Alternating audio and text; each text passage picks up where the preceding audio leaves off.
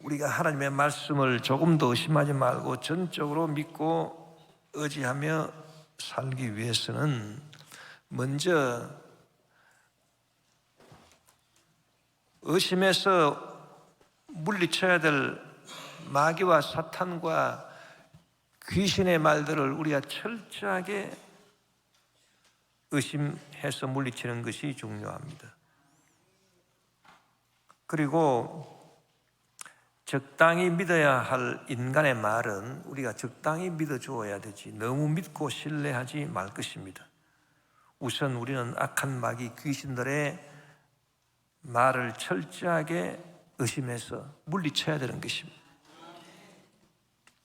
악한 영들과 그 악한 영들에 속한 거짓 선지자들의 말은 우리가 철저하게 의심해서 반신반의하지 말고 100% 의심해서 물리쳐야 됩니다. 요한일서 4장 1절에 보니 사랑하는 자들아 영을 다 믿지 말고 오직 영들이 하나님께 속하였나 분별하라. 많은 거짓 선지자가 세상에 나왔음이라고 말씀했습니다. 그래서 지금 이 시대도 입으로는 주여 주여 하고 말로는 하나님의 말씀을 전한다 하지만은 그러나 그 속에는 자기의 욕심을 채우기 위해서 성도들을 수단과 방법으로 삼는 그런 거짓 선지자들, 이단들, 온갖 악한 자들이 많이 있습니다. 그래서 마귀와 귀신들의 말을 우리가 철저하게 의심해서 물리치고 마귀와 귀신들에게 속한 이 거짓 선지자들의 말도 우리가 철저하게 의심해서 물리쳐야 되는 것입니다. 아담 하와는 마귀의 말을 철저하게 물리치지를 못했습니다. 철저하게 의심하지를 못했습니다. 반신반의했습니다. 마귀가 선악과를 따서 먹어라 그리하면 너희가 행복할 것이다. 그 거짓말을 했는데 그 거짓말에 대해서 반신반의한 것입니다. 반은 아닌 것 같은데 반은 또 그럴 것 같기도 하고. 그래서 여러분 이 마귀의 말을 반신반의하다가 그만 육신의 정욕, 안목의 정욕, 이생의 자랑에 끌려서 선악과를 따서 먹고 망해버리고 말았습니다. 그렇기 때문에 여러분 우리가 마귀의 말은, 귀신의 말은 처음부터 끝까지가 다 거짓말입니다. 그렇기 때문에 그것은 절대로 반신반의해서는 안 되는 것입니다. 완전히 의심해서 완전히 물리쳐버리고, 그리고 그들에게 속한 거짓 선지자도 마찬가지로 물리쳐야 되는 것입니다. 마귀가 하는 거짓말 보면은 하나님의 계명을 어기고 죄를 지어라 그리하면 너가 행복할 것이다. 그런데 알고 보면 다 이 거짓말입니다. 우리는 하나님의 계명을 지켜야 행복하게 살지, 하나님의 계명을 어기고 죄를 범하면서 어떻게 우리가 행복해질 수 있겠습니까? 또 마귀가 하는 또 거짓말은 뭐냐 하면은 너희는 이제 나의 유혹에 넘어가서 죄를 지었기 때문에 이제 너희들은 다 죄인이기 때문에 너희들 인생에는 소망이 없다. 죄인들 미래가 무슨 소망이 있겠느냐. 그래서 너희들은 이제 절망밖에 남은 것이 없다. 그렇게 해서 완전 우리 인생에 낙이 없을 것이고 소망이 없을 것이라고 끊어버리는 것입니다. 그것도 여러분 마귀의 거짓말인 것입니다. 우리는 불의하고 초라하고 비록 죄인이지만은 그러나 하나님께서 우리를 사랑해 주신 것입니다. 그래서 그 아들 주 예수 그리스도를 보내서 우리로 하여금 죄사함 받는 은혜를 주시고, 할렐루야, 병 고침 받을 수 있는 은혜를 주시고, 저주를 없애주시고 축복을 주시는 은혜를 주시고 영생 천국을 주시는 은혜를 주시고, 그래서 우리에게 희망이 있는 것입니다. 그렇기 때문에 이런 마귀의 거짓말도 우리는 다 철저하게 의심해서 그렇지 않다. 나는 비록 죄인이지만은 예수님께서 나를 사랑하신다. 하나님이 세상을 이처럼 사랑하사 독생자를 주셨다. 누구든지 저를 믿는 자마다 멸망치 않고 영생을 얻는다. 그러니 나를 절망해 하는 원수마귀 귀신아, 나시는 예수 이름으로 명하노니 묶음을 받고 떠나가라. 나를 절망케 하는 병마야, 나시는 예수 이름으로 명하노니 묶음 받고 떠나갈지어다. 욥도 보니까 극심한 고난을 당할 때 마귀의 거짓말에 속아 넘어가서 인생을 탄식하고 인생을 비관했습니다. 욥기 3장 24절 26절에 보니 나는 음식 앞에서도 탄식이 나며 내가 앓는 소리는 물이 쏟아지는 소리 같구나. 내가 두려워하는 그것이 내게 임하고 내가 무서워하는 그것이 내 몸에 미쳤구나. 나에게는 평온도 없고 안일도 없고 휴식도 없고 다만 불안만이 있다고 그런 절규를 했습니다. 그러나 나중에 엘리후를 통한 하나님의 말씀을 들었습니다. 하나님의 책망을 들었습니다. 그리고 난 다음에 자신이 마귀의 거짓말에 속아서 인생을 비관적으로 절망했구나, 그래서 탄식했구나, 그걸 회개했습니다. 욥기 42장 3절에 무지한 말로 이치를 가는 자가 누구니까? 자기 자신이다, 그 말입니다. 나는 깨닫지도 못한 일을 말하였고 스스로 알 수도 없고 헤아리기도 어려운 일을 말했다고 회개하고 고백을 했습니다. 그래서 우리는 이 마귀의 이런 말들은 우리가 반신반의할 것이 아니고 처음부터 끝까지 100% 의심해서 물리쳐버려야 되는 것입니다. 그래야 우리 영혼이 잘되고 범사에 형통하며 강건한 복을 받을 수가 있는 것입니다. 그 다음에 사람들이 하는 말이 있습니다. 하나님의 성령으로 말하는 것이 아니고 사람의 영으로 말하는 사람들의 말인 것입니다. 이런 말은 우리가 어떻게 들으냐? 가족의 말, 친구의 말, 그리고 학자들의 말, 또 의사들의 말, 과학자들의 말, 이런 여러 가지 말들이 있습니다.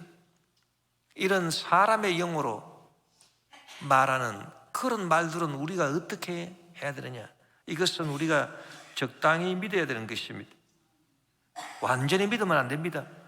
또 뭐 그렇다고 해서 완전히 불신해서도 안 되고 적당히 믿고 너무 신뢰하지 말 것입니다. 그것이 바로 지혜인 것입니다. 사람의 말을 100% 다 믿어버리면은 그 사람은 반드시 후회하고 내가 속았구나, 그렇게 되는 것입니다.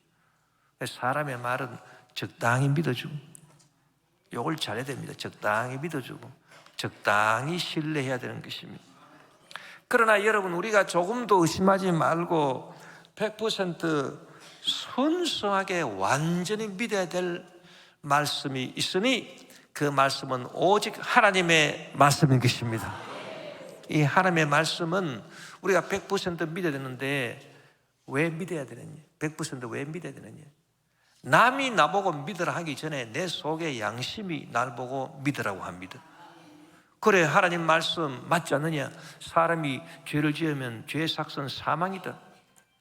그러나 내 힘으로 내 죄를 어찌할 수 없다. 그래서 구원자가 필요하다. 하늘에서 오신 구원자라야 너를 구원할 수 있다. 이 하나님 말씀 맞지 않느냐? 그리고 사람이 무엇으로 심든지 그대로 거둔다. 자기가 악행을 심고 선한 열매를 거두려고 생각하느냐? 그건 어리석은 일이다. 하나님의 말씀 가운데 거짓말이 어디 있느냐? 전부 다 진리의 말씀이지 않느냐? 너가 다른 말은 안 믿어도 이 하나님 말씀은 100% 믿어야 되지 않느냐? 그걸 누가 말합니까? 옆에 사람이 나한테 예수 믿으라고, 하나님 말씀 믿으라고 말하기 전에 내 양심이 먼저 내 속에서 말을 하는 것입니다. 그렇기 때문에 여러분, 하나님의 말씀이 진리의 말씀은요, 우리가 100% 확실하게 믿어야 되는 것입니다. 조금도 의심해서는 안 되는 것입니다. 히브리서 4장 12절 13절에 보니 하나님의 말씀은 살아있고 활동력이 있어서 양쪽에 날이 선 그 어떤 칼보다도 더 날카롭습니다. 그래서 혼과 영과 관절과 골수를 쪼개고 사람의 마음속에 품은 생각과 뜻을 알아냅니다. 하나님 앞에서는 아무것도 숨길 수가 없습니다. 우리가 모든 것을 고백해야 할 그분의 눈앞에는 모든 것이 불거숭이로 드러나기 마련입니다. 그래서 여러분, 하나님의 진리의 말씀 앞에 우리가 숨길 수가 없습니다. 모든 것이 하나님 말씀 앞에서는 벌거숭이처럼 다 드러나기 때문에 이 진리의 말씀은 우리가 100% 순수하게 하나도 의심하지 말고 다 믿게 되시기를 주의 이름으로 축원합니다. 오늘 본문도 그 사실을 말하고 있습니다. 우리가 기도할 때 하나님의 약속을 조금도 의심하지 말고 100% 믿고 기도해야 응답을 받는다는 것입니다. 오늘 본문 야고보서 1장 6절 7절에 오직 믿음으로 구하고 조금도 의심하지 말라. 의심하는 자는 마치 바람에 밀려 요동하는 바다 물결 같으니 이런 사람은 무엇이든지 죽게 얻기를 생각하지 마라. 왜 우리가 하나님의 말씀을 조금이라도 의심하면 안 되느냐? 그것은 여러분, 우리가 하나님의 말씀을 조금이라도 의심하면 그것은 하나님에 대해서 두 마음을 품은 결과가 되기 때문에 그런 것입니다. 오늘 본문 야고보서 1장 8절에 두 마음을 품어 모든 일에 정함이 없는 자로다. 그러면 두 마음이 뭡니까? 이 두 마음이라고 하는 것은 사랑이 아니다 그 말인 것입니다. 여러분, 사랑은 일편단심이지 절대 두 마음이 될 수가 없습니다. 그래서 하나님은 사랑이신 것입니다. 하나님은 사랑을 저와 여러분에게 주시고 저와 여러분에게 사랑을 요구하시는 것입니다. 그래서 사랑은 일편단심인데 우리가 하나님 말씀을 조금이라도 의심한다? 그러면 하나님도 좋고 마귀도 좋고 이 일편단심이 안 되게 되는 것입니다. 사랑이 깨어집니다. 사랑이 깨어지기 때문에 우리가 하나님의 응답을 받을 수가 없다 그 말인 것입니다. 아담 하와를 보십시오. 인류의 조상 아담 하와는 마귀의 말을 철저하게 의심해서 물리치지 않고 하나님의 말씀을 100% 믿지 않고 반신반의했습니다. 그러니까 두 마음을 품은 것입니다. 그러니까 결국 그들의 인생은 죄를 범하고 하나님이 만들으신 낙원에서 쫓겨나 버리고 말한 것입니다.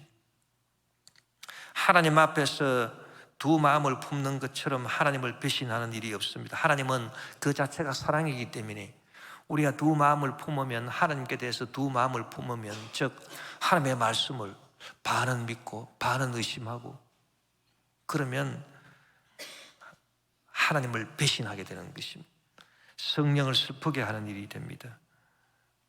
우리의 믿음이 여러분 살아서 역사하는 믿음도 있고, 뭐 믿는다 해도 반신반의하면 살아서 역사하지 않습니다. 기적이 일어나지 않습니다.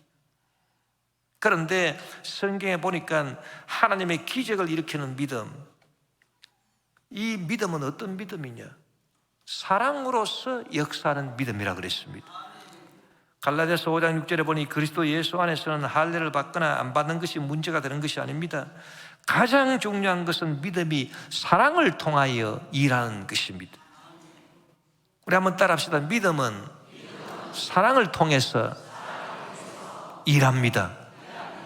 그러니까 우리가 하나님에 대한 사랑이 일편단심이고 두 마음이 아니고, 그러면 믿음이 여러분 역사를 해요. 믿음이 일을 해요. 믿음이 일을 해서 기적을 만들어내는 것입니다. 내 믿음대로 될지어다. 그래서 죄사함을 받고 병 고침을 받고 문제를 해결받고 영생 천국을 얻게 되는 것입니다. 믿음이 일하기 때문에 그런 것입니다. 그런데 우리 마음속에 하나님의 말씀을 의심해서 하나님 말씀 반은 믿고 반은 안 믿고, 그러면 두 마음을 품고, 그러면 하나님에 대한 사랑이 아닙니다. 그러면 우리가 믿습니다 해도 믿음이 일을 안 해요. 믿음이 일을 안 하니까 뭐 믿습니다 백날 해봤자 아무 소용이 없어요. 아무 소용이 없어요. 여러분, 우리는 사랑을 통해서 역사하는 믿음을 가져야 되는 것입니다. 우리의 믿음이 식어질 때는 우리 마음속에 하나님 말씀에 대한, 약속의 말씀에 대한 의심이 뭔가 모르게 들어오려고 할 때, 그때는 내가 하나님에 대한 사랑이 식었구나, 그것을 깨달아 알아야 되는 것입니다. 그리고 주님, 내가 주님에 대한 첫사랑을 통해서 주님을 만난 그때처럼 주님에 대한 사랑을 내가 회복하게 도와주시옵소서. 여러분, 사랑은 뭐냐? 사랑은 본질이 뭐냐? 존재도 아니고 소유도 아니고 바로 관계인 것입니다. 여러분, 우리 인생의 근본적인 이 본질, 인생의 본질을 세 가지 단어로 우리가 구분해서 생각해 볼 수 있습니다. 첫째는 존재인 것입니다. 존재. 두 번째는 소유인 것입니다. 소유. 에리 프롬이 지은 존재냐 소유냐, 그런 책도 있는데, 첫째는 존재요, 그 다음에는 소유, 그 다음에는 뭐냐? 관계인 것입니다. 이 존재와 소유와 관계라고 하는 이 단어는 아주 철학적으로 중요합니다. 인생의 본질을 근본적으로 이 세 가지로 분류하는 단어이기 때문인 것입니다. 그래서 여러분, 우리 인생이 행복하게 살기 위해서는 절대로 내 존재의 중요성 치중하면 안 되는 것입니다. 왜냐하면 내 존재를 갖다가 가장 중요한 것으로 생각하게 되면, 우리가 아무리 하나님 믿는다 해도요, 내 존재를 가장 중요한 것으로 생각하게 되면 내 존재, 내 생명이 뭐냐? 오늘 있다가 내일 없어지는 것 아니냐? 야고보서 4장 14절에 보니 내일 일을 너희가 알지 못하는 도다. 너희 생명이 무엇이냐? 너희 생명 존재가 뭐냐? 너는 잠깐 보이다가 없어지는, 사라지는 안개니라. 그래서 자기 존재에 대해서 늘 집중적으로 생각하는 사람은 나중에 비관론자가 되는 것입니다. 결국 내 존재는 늙을 것이고, 늙어서 병들 것이고, 병들 죽을 것이다. 그래서 뭐 나중에 죽거나 지금 죽거나 마찬가지 아니냐? 나중에 벌 받을 것 지금 미리 받자. 그래서 미리 죽어버리자. 우울증에 빠지고 자살합니다. 그것은 자기 존재의 치중이기 때문인 것입니다. 나의 존재는 없다가 생긴 것이고 또다시 없어집니다. 나의 존재만으로 구원이 없습니다. 다 죽는데, 다 사라지는데, 뭐 좀 일찍 사라지나 좀 늦게 사라지나 다 사라지는 건 다 마찬가지. 그래서 존재에 중점을 두고 살아가는 사람은 절대로 행복할 수 없어요. 여러분 존재에 대해서 중점을 두고 살아가는 사람은 절대 행복할 수 없습니다. 결국 비관주의로 빠집니다. 그 다음에 소유에 중점을 두고 살아가는 사람, 이거는 존재에 중점을 두고 살아가는 사람보다 더 어리석은 사람입니다. 소유, 자기가 가진 것 아무 소용도 없습니다. 여러분, 아무리 위대한 발명을 하고 돈을 많이 벌고 스마트폰 발명하고 이런 사람이라 하더라도 그 몸이 병들어가지고 젊은 시절에 죽어버렸습니다. 그러니까 존재가 사라지니까 자기가 소유했던 거 그거 다 날아갑니다. 자기가 소유했던 한 푼도 가지고 갈 수가 없습니다. 그래서 여러분, 소유에 집착하는 사람은 존재에 집착하는 사람보다 더 어리석은 사람인 것입니다. 내가 소유한 것은 내 존재가 없어짐과 더불어 다 나의 수중을 떠나게 됩니다. 권력이나 지식이나 돈이나 그 무엇이든지 간에 내가 소유한 것은 내 존재가 없어질 때 다 사라져 없어져 버리고 마는 것입니다. 그러면 어떤 사람이 행복한 사람이냐? 관계를 중요시하는 사람인 것입니다. 여러분, 인간의 행복은 오직 관계에 있습니다. 사랑이라고 하는 것은 여러분 존재도 아니고 소유도 아니고 관계입니다. 관계. 왜냐하면 사랑이라고 하는 것은 나 홀로 존재로서 사랑이 될 수 없습니다. 내 혼자 존재하면서 사랑, 그게 됩니까? 사랑이라고 하는 것은 내 존재가 있고 또 다른 존재가 있어서 둘 사이에 관계가 있어야 사랑이 되는 거지. 그래서 사랑은 관계인 것입니다. 인간의 행복은 오직 관계에 있습니다. 그래서 우리가 하나님과의 관계를 잘 맺어야 돼요. 하나님을 내가 사랑한다. 하나님을 내가 사랑한다. 하나님도 나를 사랑하신다. 성경에 보니까 내가 주님 안에 있고 주님이 내 안에 계신다. 놀라운 관계입니다. 이 사랑의 관계인 것입니다. 그래서 이 관계를 딱 맺어 놓으면은 내 인생이 행복한 것입니다. 왜냐하면 관계를 딱 맺어 놓으니까 내 존재가 없어질 때도 관계는 있잖아요. 하나님이 네 존재가 이제 없어졌냐? 다시 내가 네 존재 있게 해줄게. 그래서 부활시켜가지고 영의 몸을 주시고 새로운 존재를 우리에게 주신, 그 희망이 있다 그 말인 것입니다. 존재에 집중하는 사람은 희망이 없어요. 소유에 집중하는 사람은 어리석은 사람이에요. 그러나 하나님과의 관계에 집중하는 사람은 그렇지, 내가 나중에 죽어 없어져도 하나님과의 관계는 남아있으니까 하나님이 날 보시고 다시 나를 붙잡아서 영생으로 인도해 주실 것이다. 할렐루야. 그러니 여러분, 주님과의 사랑의 관계를 잘 맺으십시오. 여기에서 인생의 행복이 주어지는 것입니다. 또 나의 행복은 너로부터 오고 너의 행복도 나로부터 온다. 이 관계를 잘 맺어야 인생이 행복한 것입니다.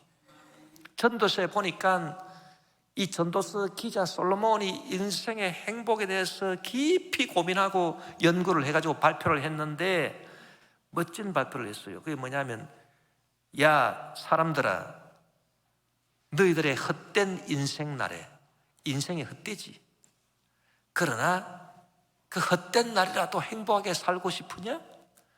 헛되지만 헛된 날이라도 행복하게 살고 싶으냐? 그러면 아내를 잘 만나라. 그래서 내 헛된 날에 내 아내와 함께 즐겁게 살지어다.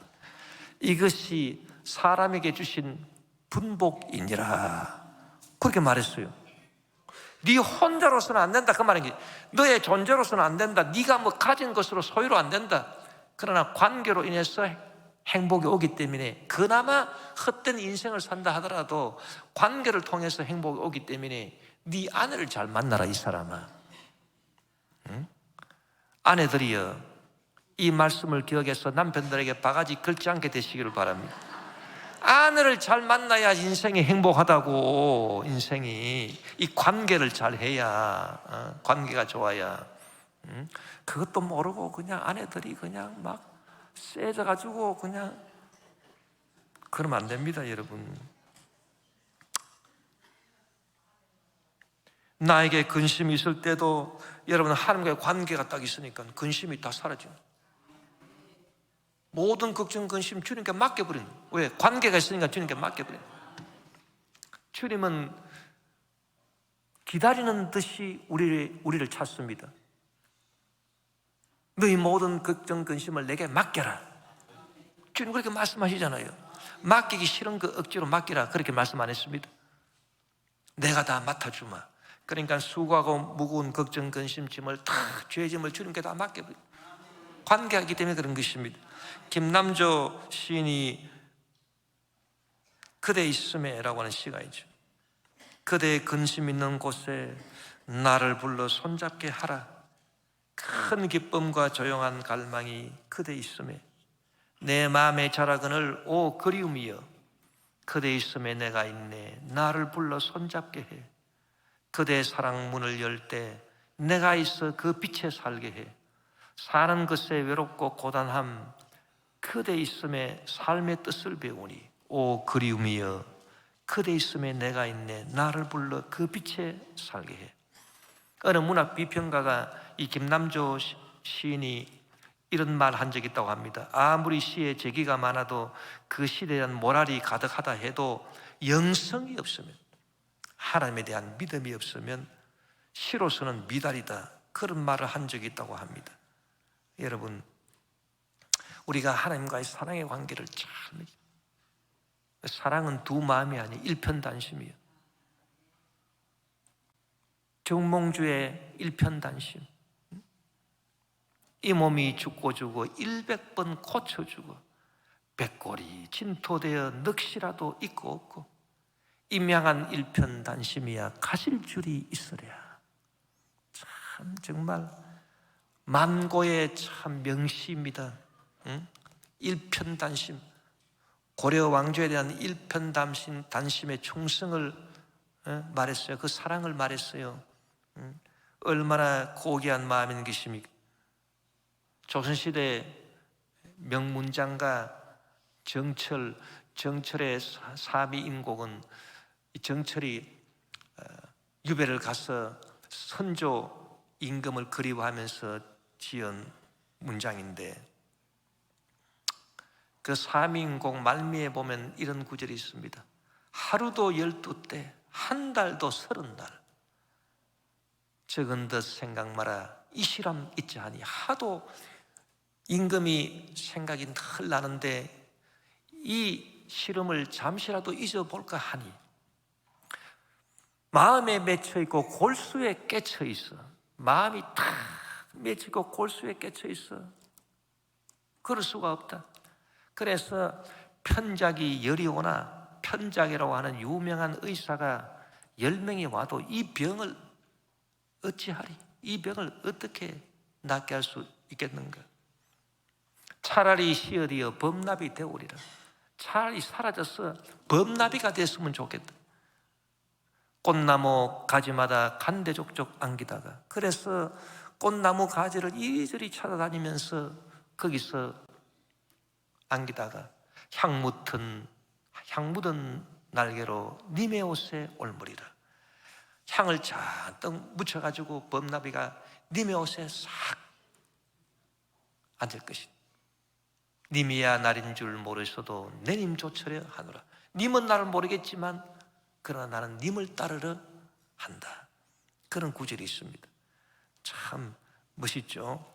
이 일편단심의 사랑을 노래한 것 아니겠습니까? 이것을 여러분, 우리가 주님께 그 마음을 바쳐야 되는 것입니다. 그래야 할 때 믿음은 사랑으로서 일을 합니다. 기적을 만들어내는 것입니다. 그래서 여러분, 울 때가 있고 슬퍼할 때가 있지만은 사랑으로 역사하는 믿음 때문에 기적이 일어나서 결국은 웃게 되고 춤추게 되는 것입니다. 전도서 3장 4절에 울 때가 있고 웃을 때가 있으며 슬퍼할 때가 있고 춤출 때가 있다고 말하는 것입니다. 그런데 이 말씀을 보면은 웃을 때가 있고 울 때가 있다 그렇게 말하지 않고 울 때가 있고 웃을 때가 있다. 웃는 것이 결론입니다, 여러분. 그리고 춤출 때가 있고 슬퍼할 때가 있다, 이게 아니고 슬퍼할 때가 있고 춤출 때가 있느니라. 결론은 좋다 그 말인 것입니다. 사랑으로 역사하는 믿음이 있으면 믿음이 일하기 때문에 지금 좋은 일은 좋아서 좋고 할렐루야, 지금 안 좋은 일은 더 좋게 되니 좋고, 자우지간 결론은 웃는 것이요 결론은 춤추는 것입니다.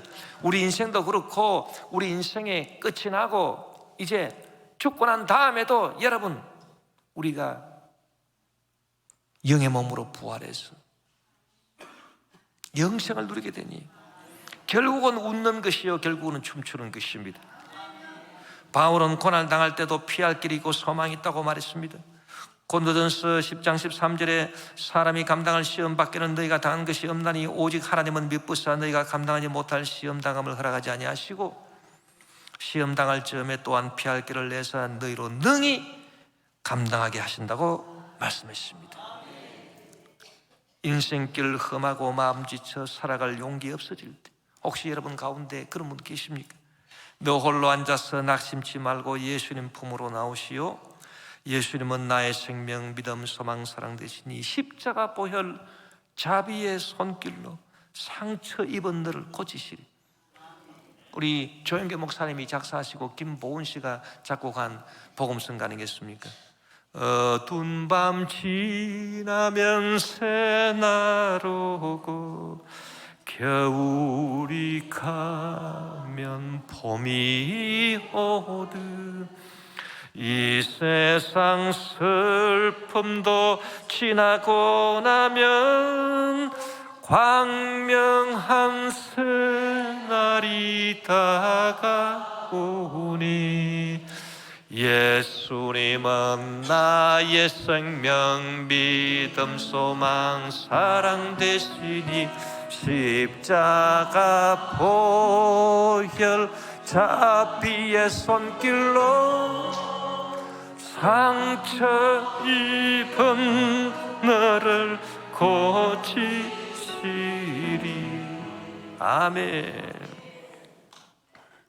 여러분, 우리 인생살이에서 철저하게 의심해서 끝까지 의심해서 물리쳐야 될 사탄의, 마귀의, 귀신들의, 그들에게 속한 악한 선지자들의 거짓말이 있는 반면에 적당히 믿어주어야 할 인간의 말도 있고, 그 반면에 철저하게 믿고 하나도 의심하지 말고 끝까지 믿어야 될 하나님의 말씀도 있는 것입니다. 여러분, 끝까지 철저하게 믿어야 될 말은 오직 하나님 말씀밖에 없습니다. 죄와 그 멸망에 대한 그 용서와 구원에 대한 하나님 말씀, 우리 끝까지 믿어야 되는 것입니다. 에베소서 1장 7절에 우리는 그리스도 안에서 그의 은혜의 풍성함을 따라 그의 피로 말미암아 속량 곧 죄사함을 받았다고 말한 것입니다. 치료에 대한 하나님의 말씀, 의사나 약이나 수술의 효과 등은 믿되 여러분 적당히 믿으십시오. 그러나 치료에 대한 하나님의 말씀, 예수님이 채찍에 맞으심으로 너희가 나음을 얻었도다, 이 말씀은 100% 완벽하게 끝까지 믿어야 되는 것입니다. 말라기 4장 2절, 내 이름을 경외하는 너에게는 공의로운 해가 떠올라서 치료하는 광선을 비추리니 너희가 나가서 외양간에서 나온 송아지같이 뛰리라. 할렐루야. 이 말씀은 조금도 의심하지 말고 끝까지 믿어야 되는 것입니다. 그러면 기적이 일어나는 것입니다. 치료가 많은 것입니다. 또한 문제 해결에 대한 인간의 수단 방법, 문제가 생겼으니 인간적으로도 수단과 방법을 해야 되겠죠. 그러나 그것은 적당히 믿으십시오. 적당히 하십시오. 그러나 하나님에 대한 기도가 문제를 해결한다는 말씀, 빌립보서 4장 6절, 아무것도 염려하지 말고 다만 모든 일에 기도와 간구로 너희 구할 것을 감사함으로 하나님께 아뢰라. 7절, 그래야면 이 모든 지각에 대한 하나님의 평강이 그리스도 예수 안에서 내 마음과 생각을 채우시리라. 문제는 해결된다는 이 하나님의 말씀은 여러분 우리가 전혀 의심하지 말고 100% 믿게 되시기를 바랍니다. 그래야면 내 믿은 대로 될지어다. 오늘 저와 여러분이 이와 같은 귀한 믿음의 복을 받게 되시기를 주의 이름으로 축원합니다.